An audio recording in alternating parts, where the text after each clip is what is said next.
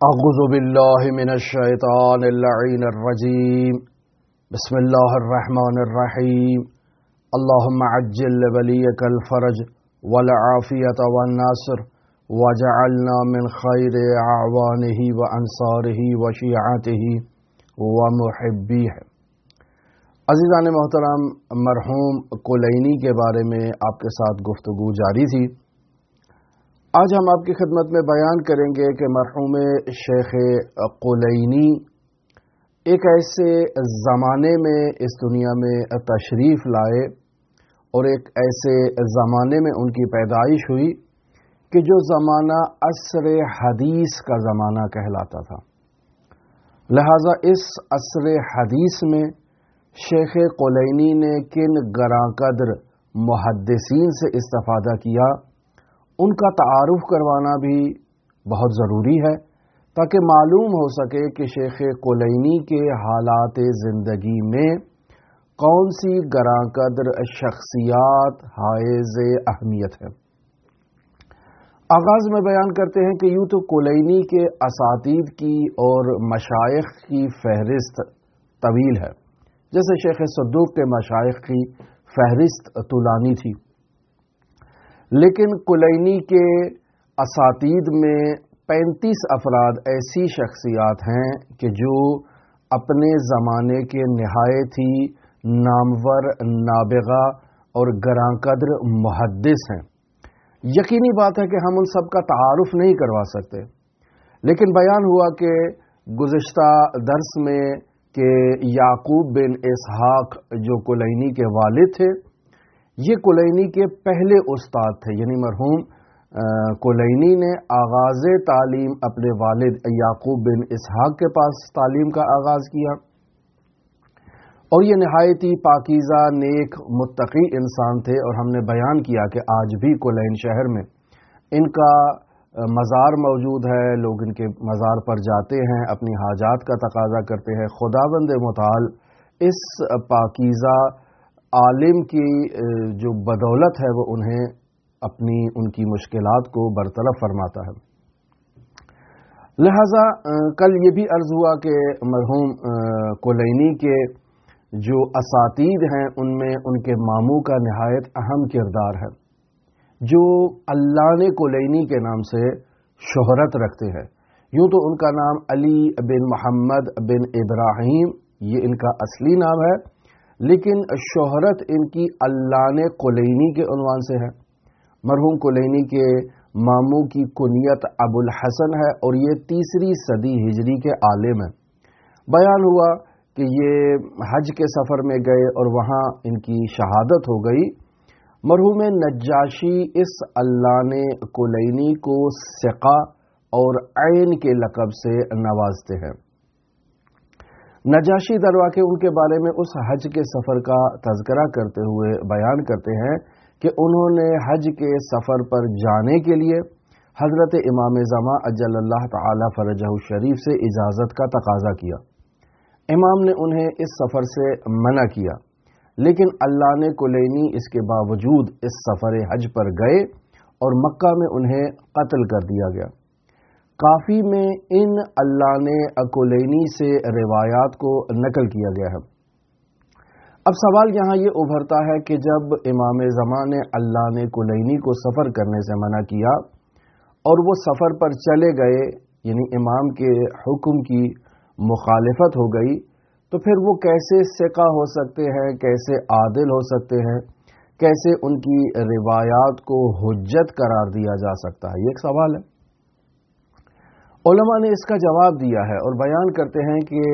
علامہ کلینی ثقہ شخصیت ہے، اور امام زمان اجل اللہ تعالی فرجہ الشریف سے متعلق یہ جو واقعہ بیان کیا جا رہا ہے کہ حضرت نے انہیں اس سفر سے منع فرمایا، لیکن وہ پھر بھی سفر پر چلے گئے، تو یہ حضرت کا منع کرنا درواقع امر ارشادی کی حیثیت رکھتا ہے، امر مولوی نہیں ہے کہ جس کی مخالفت پر انسان جو ہے وہ عدالت اور وثاقت سے خارج ہو جائے۔ امر مولوی ہے جس کی مخالفت پر خداوند متعال کا قہر اور عذاب نازل ہوتا ہے۔ امر ارشادی کی مخالفت پر قہر و عذاب نازل نہیں ہوتا۔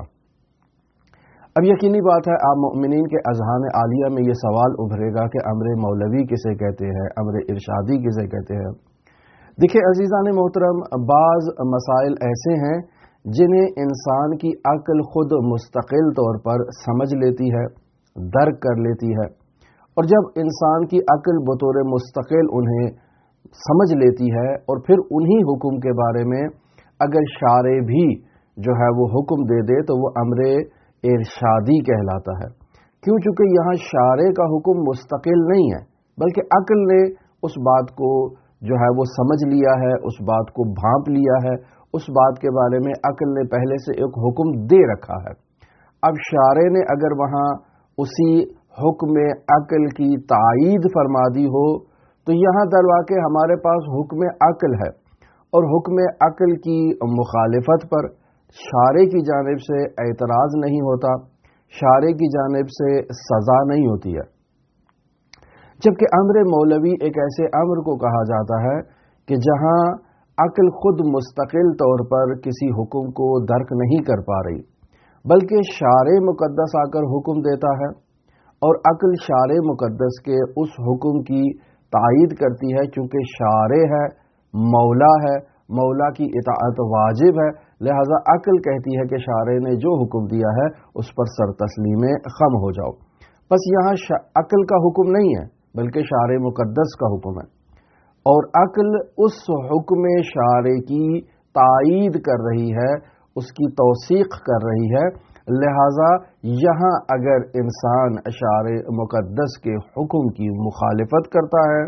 تو اس پر عقاب بھی ہوگا، اس پر سزا بھی ہوگی، اس پر مؤاخذہ بھی ہوگا۔ اب حج پر سفر کرنا، حج پر جانا، مشکلات کا دور ہو، مسائل کا دور ہو، انسان کی جان کو خطرہ ہو تو عقل حکم کرتی ہے کہ انسان ایسے سفر پر نہ جائے۔ اگر امام زمان نے بھی اسی حکم عقل کی تائید فرما دی تو یہ امر ارشادی کہلائے گا، امر مولوی نہیں کہلائے گا۔ لہٰذا اگر اس امر ارشادی کی انسان مخالفت کرتا ہے تو در واقع اس نے حکم عقل کی مخالفت کی ہے۔ جیسے انسان عام روٹین میں اپنی زندگی میں بہت سارے ایسے اوامر عقل کی مخالفت کرتا ہے، تو اس پر کسی قسم کا مؤاخذہ اور عقاب نہیں ہوگا۔ اس امر ارشادی کی مخالفت انسان کو وثاقت سے ساقط نہیں کر دے گی۔ لہذا اس دلیل کو علماء اور فقہا بیان کرتے ہوئے کہتے ہیں کہ علامہ کلینی ثقہ ہے، عادل ہے، اور ان کی روایات مورد تائید ہے، اور یہ اس وجہ سے بیان کر رہے ہیں کہ کلینی نے علامہ کلینی سے بہت سی روایات کو نقل کیا ہے اور سلسلہ سند میں یہ شخصیت موجود ہیں، لہذا عادل ہے، نیک ہے، متقی ہے، پرہیزگار ہے، شہید ہے، اور کلینی کے مشائخ میں ایک نہایت اہم شخصیت کے حامل ہیں، لہذا ان کا تذکرہ ہونا چاہیے، اور یہ اس امر ارشادی کی مخالفت کے باعث یہ عدالت سے ساقط نہیں ہوتے۔ مرحوم نجاشی نے بھی اسی نقطے کی طرف اشارہ کیا ہے، مرحوم آیت اللہ ابو القاسم خوئی نے بھی اسی نقطے کی طرف اشارہ کیا ہے، اور دیگر شخصیات نے بھی مشابہ مطالب کو بیان کیا ہے۔ اب بیان ہوا کہ مرحوم کلینی نے آغاز ہی میں اپنے والد بزرگوار یعقوب بن اسحاق سے تعلیم حاصل کی، اور پھر اپنے ماموں علامہ کلینی سے تعلیم حاصل کی، اور ابتدائی تعلیم کو حاصل کرنے کے بعد اب مرحوم کلینی میں اعلیٰ تعلیم کا اشتیاق ہوا۔ ان کو شوق ہوا کہ وہ رجال حدیث سے ملاقات کریں، منابع حدیث سے خود احادیث کو حاصل کریں، علم حدیث کی مزید معلومات حاصل کریں اور مزید اس کے بارے میں آشنائی حاصل کریں۔ اور یقینی بات ہے کہ اس دور میں علم کے حصول کے لیے سفر کرنا یہ ایک نارمل بات ہوا کرتی تھی، اور علماء کرام اور محدثین باقاعدہ حصول علم کے لیے سفر کیا کرتے تھے۔ اور اس دور میں شہر رے جو آج کل تہران کے مضافات میں واقع ہے، یہ نہایت ہی اہم مرکز ہوا کرتا تھا، علمی اعتبار سے آپ اسے کہیں کہ دارالخلافہ ہوا کرتا تھا، نہایت ہی ماڈرن شہر ہوا کرتا تھا اس دور میں رے شہر۔ اور ایک ایسا شہر تھا جہاں مختلف اعتقادات کے حامل افراد نہایت ہی علمی ماحول میں، پرسکون ماحول میں آپس میں ایک دوسرے کے ساتھ زندگی بسر کیا کرتے تھے۔ یعنی بیان ہوتا ہے کہ وہاں پر اسماعیلی بھی موجود تھے اور ان کا ایک بہت بڑا حلقہ احباب تھا، اور حنفی، شافعی، حنبلی، شیعہ، یہ سب وہاں موجود تھے، سب کے فقہا تھے، سب کے گروہ تھے، سب آپس میں مناظرے بھی کیا کرتے تھے، بحث و مباحثے بھی کیا کرتے تھے، لیکن اس کے باوجود نہایت ہی جو ہے وہ پرسکون ماحول میں ایک دوسرے کے ساتھ وہاں زندگی بسر کیا کرتے تھے۔ لہٰذا کلینی نے اپنے اس چھوٹے قصبے اور چھوٹے دیہات کلین سے سب سے پہلے ہجرت کی ہے رئی شہر کی طرف۔ رئی شہر میں آئے ہیں اور وہاں انہوں نے ان مختلف اعتقادات کے حامل گروہوں کے نظریات کے بارے میں، ان کے محدثین کے بارے میں تحقیق کی ہے اور ان سے فیض حاصل کیا ہے۔ لہذا آج کے موضوع کی طرف آتے ہیں کہ مرحوم کلینی کا دور عصر حدیث کا دور تھا، یعنی ایسا دور تھا کہ جو اس ٹائٹل کے عنوان سے شہرت رکھتا تھا کہ عصر حدیث ہے، یعنی اسلامی سرزمینوں میں جہاں جہاں کہیں مسلمان آباد ہے، محدث آباد ہے، ان کو یہ شوق تھا کہ وہ احادیث کو تحریر کرے۔ لہذا حدیث کے تشنگان باقاعدہ اپنی اس تشنگی کو، اس پیاس کو بجھانے کے لیے وہ سفر کیا کرتے تھے، محدثین کو تلاش کیا کرتے تھے، چاہے وہ محدثین شیعہ ہوں، چاہے اہل تسنن سے تعلق رکھتے ہوں یا کسی بھی فرقے سے وہ تعلق رکھنے والے محدث ہوں، تشنگان حدیث انہیں تلاش کیا کرتے تھے تاکہ ان کے پاس جو حدیثی ذخیرہ موجود ہے اس سے استفادہ کیا جا سکے۔ لہٰذا یہی وہ دور ہے جس میں اہل سنت کی وہ نامور اور گراں قدر کتابیں جنہیں صحائف ستہ کہا جاتا ہے، یہ اسی دور کی تحریر شدہ کتابیں ہیں۔ لہٰذا اس بات کی طرف اشارہ کرتے چلیں کہ راویان حدیث باقاعدہ نہایت ہی سنجیدگی کے ساتھ، نہایت ہی جو دقت کے ساتھ احادیث کو جمع کرنے کے لیے کوشاں رہا کرتے تھے، اور اس دور میں ہر وقت محدث کے پاس جو لکھنے کا سامان ہے وہ موجود ہوا کرتا تھا۔ آج کل لکھنے کے لیے مثلاً اگر کاغذ استعمال ہوتا ہے، اگر قلم استعمال ہوتا ہے، سیاہی استعمال ہوتی ہے، تو یقینی بات ہے اس وقت بھی ایک قلم ہوا کرتا تھا، ایک سیاہی ہوا کرتی تھی، چلو کاغذ نہیں تھا تو یا جو ہے وہ کپڑے پہ لکھتے تھے یا بالآخر وہ کھال پر لکھا کرتے تھے، لیکن ان کے پاس یہ سامان موجود ہوا کرتا تھا جس پر انہوں نے کتابت کرنی تھی۔ چھوٹے چھوٹے انہوں نے جزوات بنا رکھے تھے، چھوٹے چھوٹے انہوں نے کتابچے بنا رکھے تھے جن پر باقاعدہ وہ ان مطالب کو تحریر کیا کرتے تھے۔ جو محدث باقاعدہ جس کے پاس پہلے سے کوئی کتابچہ، کوئی جزوہ موجود ہو، یہ اس کے پاس جاتے تھے اور اس سے اس کتاب کو بطور امانت لے کر اس سے استنساخ کرتے تھے، اس سے کاپی کیا کرتے تھے، اور اگر کسی محدث کے پاس ایسا کوئی جزوہ، کوئی ایسی تحریر پہلے سے موجود نہ ہوتی تو وہ اس محدث سے تقاضا کرتے کہ تم ہمیں املا کراؤ۔ لہذا امالی کا سلسلہ بھی اسی دور سے آغاز ہوا، اور اس سے پہلے بھی ہم بیان کر چکے کہ حضرت سید الاوصیاء کی تحریر کردہ امالی بھی جو رسول خدا نے تحریر کروائی تھی وہ بھی موجود ہے۔ پس امالی کا سلسلہ باقاعدہ تاریخ اسلام میں رائج رہا ہے، آج کل بھی یہ سلسلہ رائج ہے۔ لہذا محدثین چھوٹے چھوٹے جزوات مکتوب کیا کرتے تھے، اور یہی چھوٹے جزوات باقاعدہ بعد میں کتابوں کا منبع قرار پائے ہیں۔ لہذا مرحوم کلینی ہو گئے، مرحوم عطوسی ہو گئے، مرحوم صدوق ہو گئے، انہوں نے جب اپنے مشیخ ذکر کیے ہیں تو وہاں ان مطالب کو ذکر کیا ہے کہ انہوں نے ان چیزوں کو کہاں سے استخراج کیا ہے۔ لہذا واضح ہو گیا کہ محدثین باقاعدہ اس دور میں املا کروایا کرتے تھے، احادیث کو لکھوایا کرتے تھے۔ اور شیخ صدوق کے حالات میں بھی ہم بیان کر چکے کہ در واقع کلینی کا دور عصر امام کے نزدیک ترین دور ہے، چونکہ کلینی کی ولادت امام حسن عسکری کے زمانے میں ہوئی ہے، تو یہ ایک ایسا دور ہے کہ جس میں امام علی ابن موسیٰ الرضا علیہ الاف و تحیت و ثنا کے اصحاب ابھی زندہ ہے۔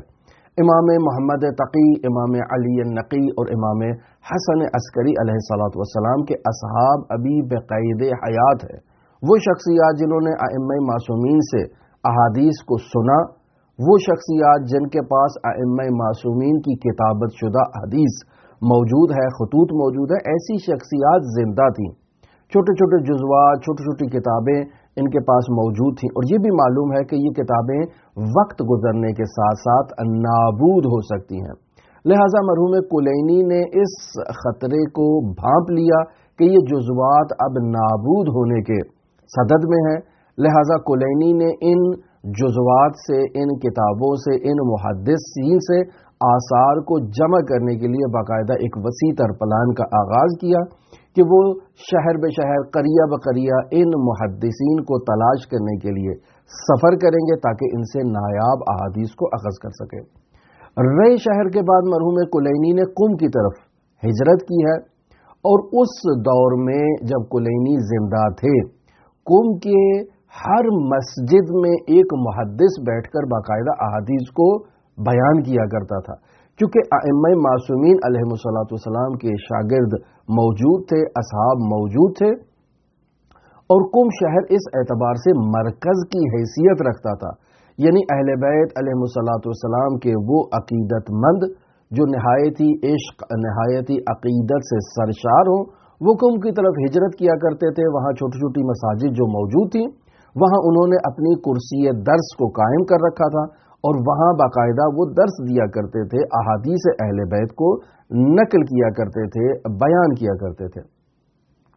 لہذا اس دور میں جو نہایتی گراں قدر شخصیات، مثلا آپ دیکھیں ابو الحسن محمد بن اسدی کوفی، یہ باقاعدہ اس دور میں کلینی کے مشائخ میں ایک اہم شخصیت کے عنوان سے جانی جاتی ہیں، جن سے مرحوم کلینی نے حدیث کو نقل کیا ہے۔ احمد بن محمد بن عیسیٰ اشعری،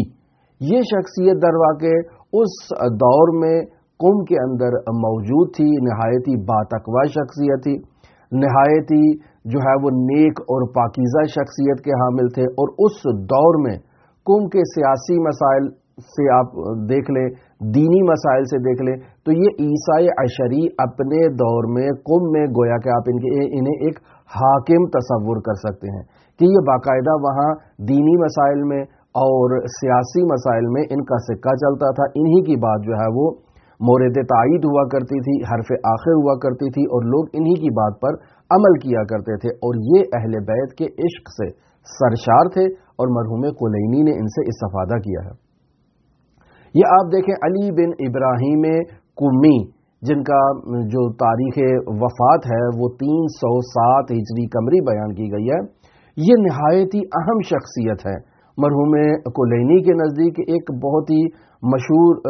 تفسیر ہے جسے تفسیر قمی کہا جاتا ہے، وہ اس علی بن ابراہیم قمی کی تحریر کردہ تفسیر ہے، اور یہ وہ شخصیت ہے کہ کلینی نے ان سے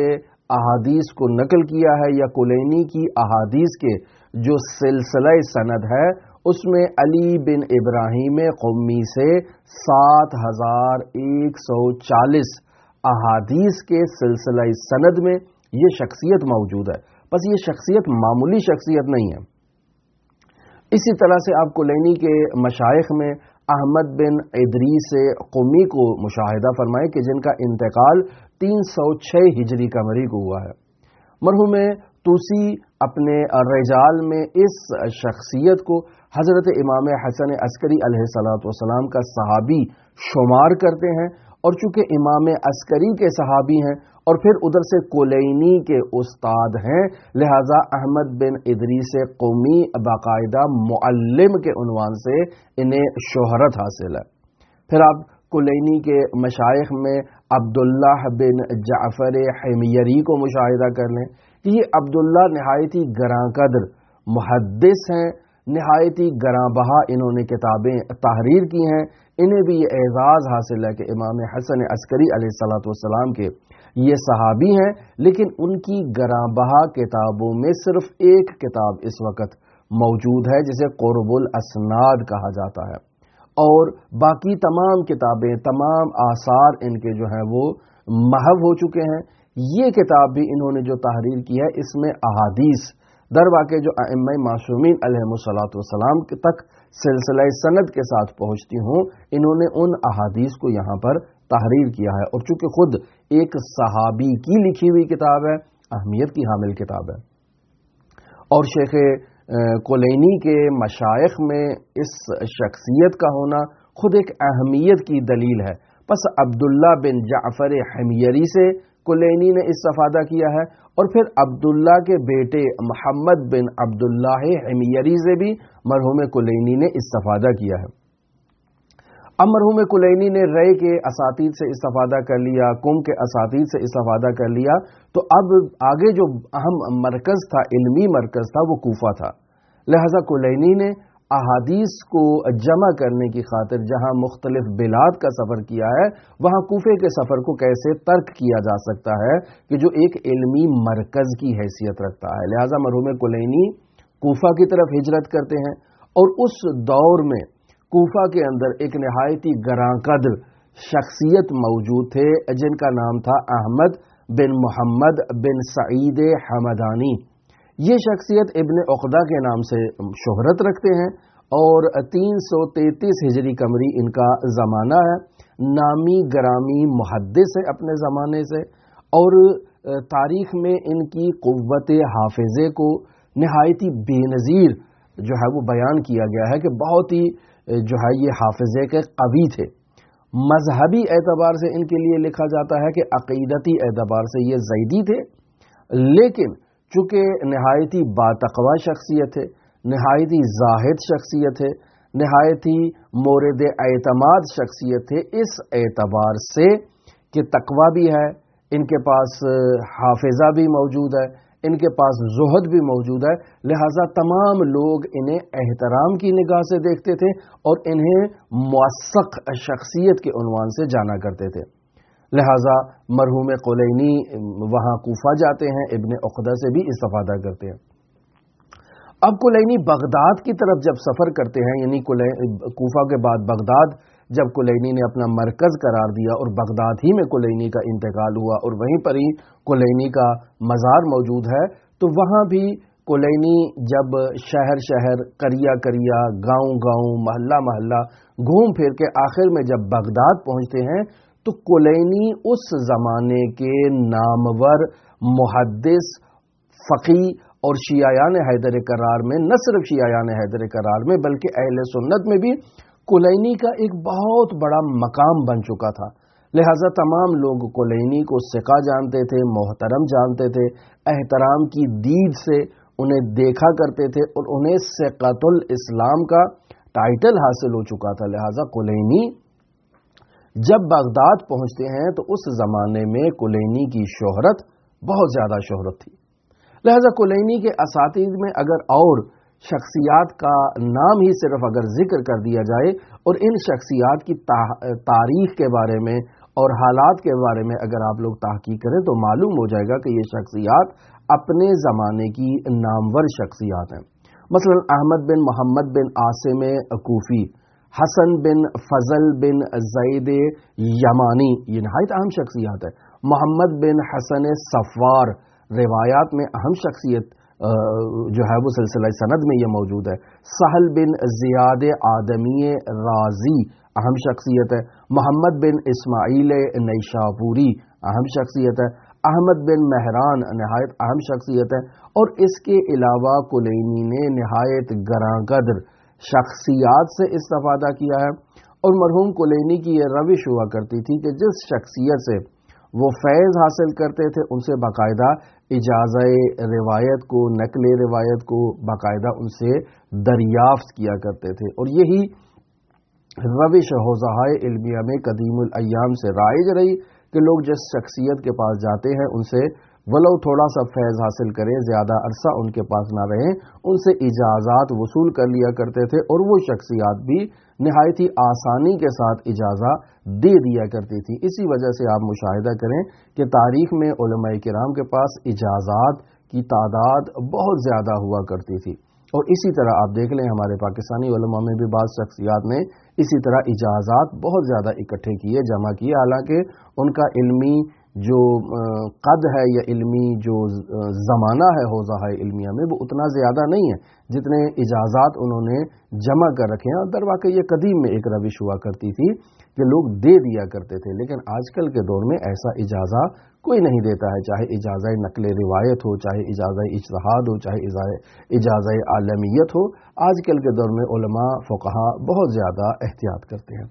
لہٰذا یہ تھے وہ مرحوم کلینی کے نامور گراں قدر مشائخ جن کا تذکرہ آپ کی خدمت میں کیا. مرحوم کلینی کے حالات ابھی ہم آپ کی خدمت میں بیان کر رہے ہیں. ہماری دعا ہے کہ خداوند متعال اس جلیل القدر عالم کے درجات کو عالی و متعالی فرمائے، ان کی زحمات کو، ان کی کاوشوں کو حضرات اہل بیت علیہ الصلوۃ والسلام قبول و مقبول فرمائے. خداوند متعال کی بارگاہ میں ان کی یہ کاوشیں مقبول واقع ہوں. ہماری دعا ہے کہ خداوند متعال منجی عالم بشریت حضرت صاحب العصر صاحب الامر کے ظہور میں تعجیل فرمائے اور ہمیں ان کے اصحاب و اعوان و انصار میں شمار فرمائے. اللہم صلی علی محمد و آل محمد وعجل فرج قائم آل محمد.